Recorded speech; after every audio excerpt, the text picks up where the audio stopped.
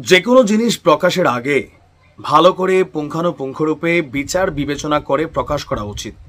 আমরা বর্তমান সরকারের এমন অনেক সিদ্ধান্ত দেখি যে সকালবেলা বক্তব্য থাকে একরকম, বিকেলবেলা আরেক রকম। আবার অনেক অনেক ইস্যুতে যেগুলোতে সমালোচনা তৈরি হয়, পরবর্তী সময় সিদ্ধান্ত পরিবর্তিত হয়। এই বিষয়গুলো সরকারের অবস্থানকে কিন্তু প্রশ্নবিদ্ধ করে। গতকালকে আমরা দেখছিলাম, আজকে সকালে আমি নিউজটা দিছি যে বঙ্গবন্ধু শেখ মুজিবুর রহমান সহ প্রায় 4 শতাধিক নেতার মুক্তিযোদ্ধার স্বীকৃতি বাতিল হয়েছে। সেখানে দাবি করা হয়েছিল যারা সশরীরে মুক্তিযুদ্ধে অবস্থান নিয়েছে তারাই মুক্তিযোদ্ধা হিসেবে স্বীকৃতি পাবে, বাকিরা পাবে না। কিন্তু কয়েক ঘন্টা পরই আবার এই সিদ্ধান্ত থেকে সরে এসেছে মন্ত্রণালয়। আমাদের মুক্তিযুদ্ধ বিষয়ক যে মন্ত্রণালয় আছে, সেই মন্ত্রণালয়ের যিনি দায়িত্বশীল উপদেষ্টা আছেন ফারুক ই আজম, কয়েক ঘন্টা আগে তিনি বলছেন যে বঙ্গবন্ধু শেখ মুজিবুর রহমান সহ 4 নেতা সৈয়দ নজরুল ইসলাম, তাজউদ্দিন আহমেদ, মোহাম্মদ মনসুর আলী ও HM কামরুজ্জামান তারা প্রত্যেকেই মুক্তিযোদ্ধা। তার মানে তাদের স্বীকৃতি বাতিল হয়নি। আজকে একটু আগে সচিবালয়ে সাংবাদিকদের প্রশ্নের জবাবে তিনি বলছেন যে মুজিবনগর সরকারে যারা ছিলেন তারাও মুক্তিযোদ্ধা হিসাবে বিবেচিত হবে।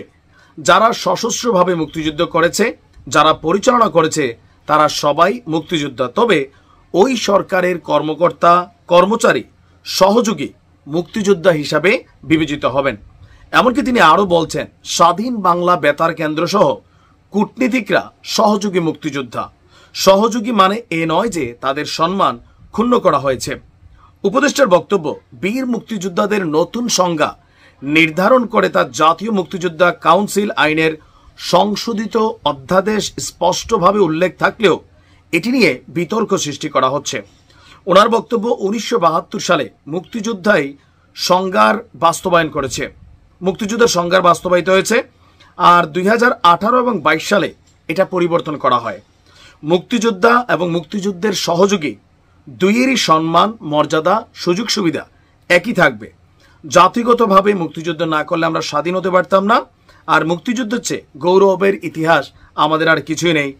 গতকালকে রাত 11টার দিকে জাতীয় মুক্তিযোদ্ধা কাউন্সিল অধ্যাদেশ গেজেট আকারের পর তুমুল সমালোচনা, বিতর্ক শুরু হয়েছে। এর মাঝখানে সার্জিস আলম, দায়ের চেয়ে আসার বড়, বঙ্গবন্ধু বঙ্গবন্ধু বলতে একসময় লোল ফেলা এই সাবেক ছাত্রলীগ নেতা, আজকে আমাদের ব্লুটুথ বয় সার্জিস, সে আবার প্রশ্ন তুলছে বঙ্গবন্ধুর মুক্তিযোদ্ধা ইস্যু নিয়ে। আপনি ভাবতে পারেন যে কোন চরিত্রটা আসলে সঠিক। তখন বলছি কি আমাকে ধরাই দিছে, আমি এই জন্য এগুলো বলছি।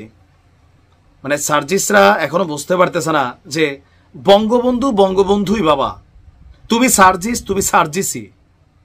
কোথায় কার সাথে তুলনা, কারে নিয়ে কথা বলা কতটুকু তোমার দ্বারা তোমার মতন সার্জিসের সাজে, সেইটা একটু চিন্তা করা উচিত।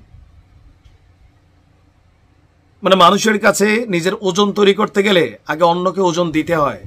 তুমি সার্জিস, সার্জিসে থাকবা, ইতিহাসে বড়জোর 3 মাস থাকবা, 6 মাস থাকবা। আর বঙ্গবন্ধু 1000 বছর থাকবে। তারা জাতীয় নেতা।